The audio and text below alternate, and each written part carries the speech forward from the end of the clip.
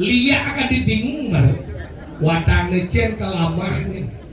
gitu yang luweh bumi itu wadane dan luweh nekang tuh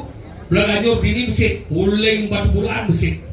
ini sekegong mendatangan dari California semua ini dia bang ini baru hebat panitia penabuh gila tendo bergino galang seket hebat demen dia jani ini mau lihat dong demen ini pak yang bersatu minggu calon narang terus calon narang orang lihat kan di happy jadi ben dini calon narang dini alih kan keliasin makan ini alih keliasin makan jani di manu kayu lep terdiri dari 3 banyak ada banyak kesiap tatak ada banyak misi kalangan bantasan ada banyak manuk kayu lep 3 banyak menjadi satu kesatuan membangun pura yang begitu megahnya yakin ternyata pura ini kan Balai Agung ini usah desa sakena pelingnya Ratu Mas Pejenengan hebat udang klasik dikigit yang ngepung udang mesat membungsel tapi itu tetap harus dipertahankan karena itulah ciri khas yang luar biasa dan menjadi warna bagi alun-alun besar di Bali.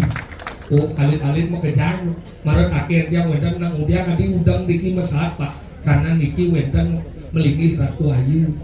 anggal niki cara lu niki mau pikir